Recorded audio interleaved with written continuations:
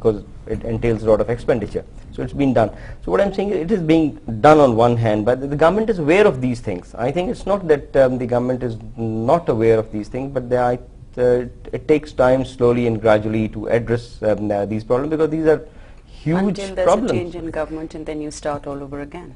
No, the present government is definitely interested, and we have seen progress, I think, in this regard. So from the police point of view, I can tell, but I can't tell from the political point of view. From the police point of view, there has been a change in Balochistan, which was the area which we were talking about, and the same laws, the penal code, is now applicable through the police.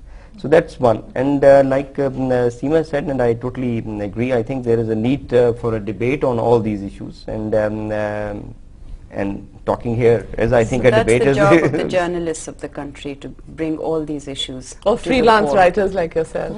Coming back to this whole issue of acceptance of violence, etc.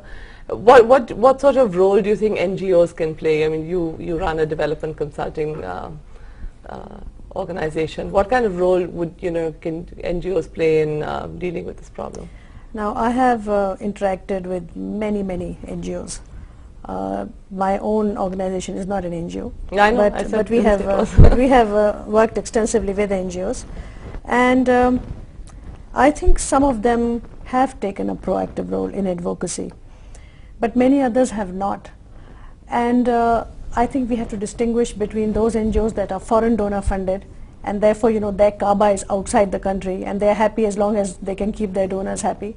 But there is another kind of NGO, which are local philanthropy based organizations, and I think that they have much more clout. They are respected and liked by the public, and I think that they need to get involved a lot more in these kind of debates. Largely they are service delivery organizations.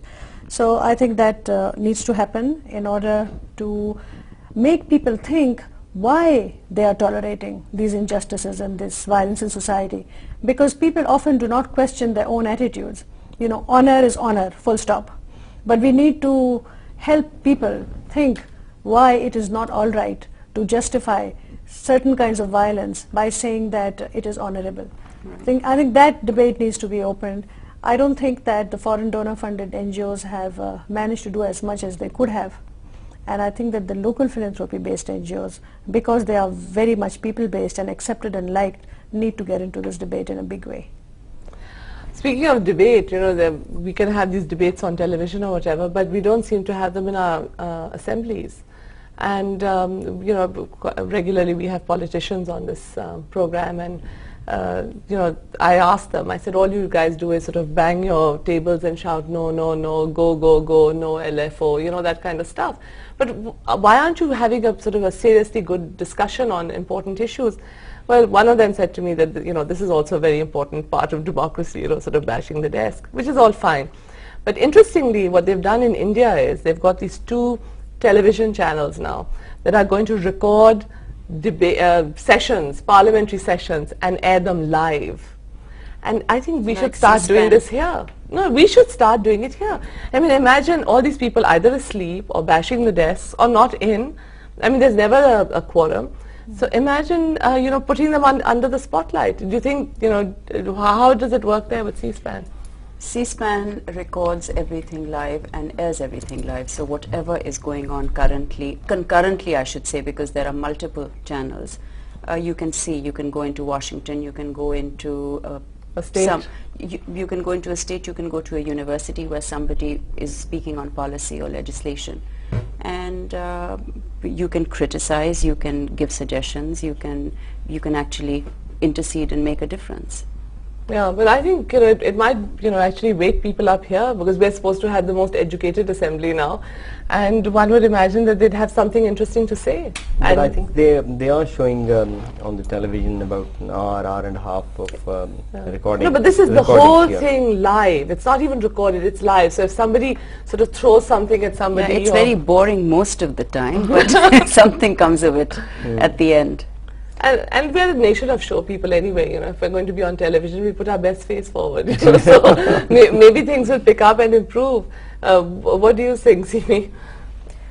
I was just thinking in terms of what we could do in order to control tackle violence. Certainly we need better laws. I think we need better resourced law enforcement agencies. Then I think in order to bring down tolerance in society, that is, I think, is the real crux. Bring down tolerance to violence. Tolerance to violence. You know, why is it that people, right from the senior most judges to the ordinary person in the street, are willing to tolerate it? I think that is the real problem. I don't know how we go about doing this, but certainly I think dealing with perpetrators more severely should be one way to deal with it. People continue to perpetrate violence because they know they can get away with it. That is a real issue. And people continue to accept it because they feel they have no recourse. Partly that, or maybe because they think that under their own traditions or whatever they have been told is honorable, that this kind of violence is all right. So I don't know how we tackle that. People say, well, education, maybe that's one way, but you know, our schools and our college system is not geared towards inculcating liberal thinking among students. So I don't know where we begin or how we begin, but certainly these are five or six areas. Maybe the media can help. You know, the media is huge, and the electronic media especially is, you know, has a huge amount of influence. And I think that, you know, probably it would be really good for groups. Maybe you can recommend people to do, or you can even design programs for people to actually come and air these views and get them across in the vernacular, so that you get them out into the villages and into the interior of the country. So you know, people are then much more aware of their rights and understand what this sort of so-called tolerance is doing to society. You know, a couple of things which can be done or should be done is. One is, we should be able to define what constitutes violence, basically. You know, in some of the countries, in the Western countries, even if a child is slapped, so, and if he rings up, or even if the police or other agency, they get to know, so they'll intervene. Absolutely. So between parent and child. Between parent and the social child, between a teacher and a student, or elsewhere. So I think we need to define that, whether that constitutes violence, and I should wish we that take were our only problem. and should we take that as a very serious issue and get it recorded and have special police to deal with it, violence against women, violence against children, violence against handicapped people, and things like that. So that's I think one area which can be looked at. The second is framing the laws about it, so which I think we're in a better position to do it, whether we need some sort of a legislation on that. And third is that can we have special centers for that, maybe for treatment of victims of violence, and like in many countries you have that. Well, you have some. They're starting now. There are a few. There are shelters, but you know, when I was at university, I did human rights was one of my subjects, and it was really interesting because caning, for example, a child was caned in school, took it to the European Court of Human Rights and won. So caning had to be banned. So you know, there's less tolerance in those societies. You know, if you didn't get your mail in prison, it was a human rights violation.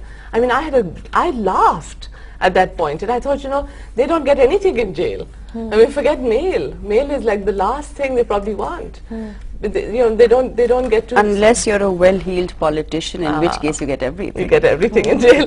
Well, on that happy note, Simi Kamal, Nayyar Hasnain, Nuchikaria, thank you very much for being with us today. It was a pleasure having you here in the studio. And thank you all for joining us on 24/7. If you have an opinion and would like to be on the show, please write in to us at 24.7@businessplus.tv. Thank you and goodbye from the team at Business Plus.